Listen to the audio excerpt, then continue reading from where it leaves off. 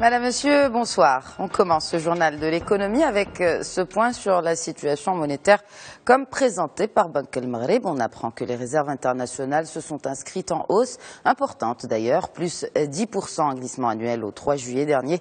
Notez également que la monnaie nationale a gagné du terrain face au dollar américain, soit une valeur de 0,3% en juin dernier.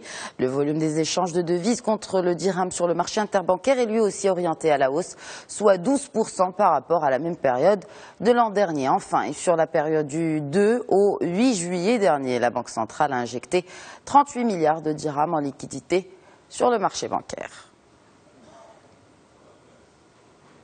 C'est l'événement aujourd'hui. Certains ont déjà fait des essais réussis. Maroc Télécom lance le réseau 4G+.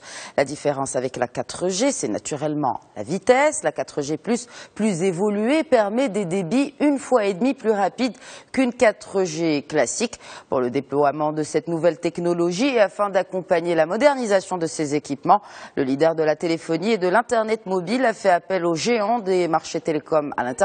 Il s'agit du finlandais Nokia, du suédois Ericsson et du chinois Huawei. Pour les clients de Maroc Télécom, le service est activé automatiquement. Leur faut juste disposer d'un terminal compatible avec la 4G et la couverture s'étend sur les villes sièges de toutes les provinces ainsi que les autoroutes et les principales routes du royaume. Un mot d'entreprise à présent. Les engagements de garantie donnés par la CCG, la Caisse centrale de garantie pour les très petites et moyennes entreprises, ont atteint 2 milliards de dirhams durant le premier semestre, soit une progression de 32% en comparaison annuelle. En 6 mois, plus de 2200 sociétés ont pu accéder au crédit bancaire, dont 1600 très petites entreprises qui ont bénéficié du produit Daman Express de la CCG. Le trafic de conteneurs au niveau du port Tanger-Med se maintient en trend haussier, plus 4% à fin juin, en plus d'une évolution positive de l'ensemble des opérateurs. Les responsables de l'autorité portuaire indiquent aussi que le trafic du terminal voiturier de Renault a pour sa part grimpé de 35% annuellement.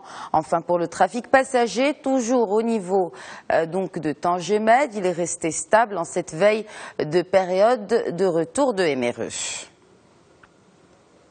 Et on close ce journal avec le dossier grec. Après 48 heures de négociations agitées, les Européens ont décidé de ne pas abandonner la Grèce et de garder le pays dans l'euro, mais cela au prix fort. L'Europe impose en effet des sacrifices énormes aux Grecs, hausse de la TVA, réforme des retraites ainsi que d'autres réformes. Certains Grecs qualifient ces contreparties d'humiliation et de coup d'État. Le gouvernement d'Athènes doit maintenant faire voter en moins de 48 heures plusieurs lois pour pouvoir recevoir ce fameux troisième plan d'aide validé par les Européens, plan d'aide qui pourrait atteindre 86 milliards d'euros. Voilà pour l'essentiel de l'actualité économique. Excellente suite des programmes sur Média TV.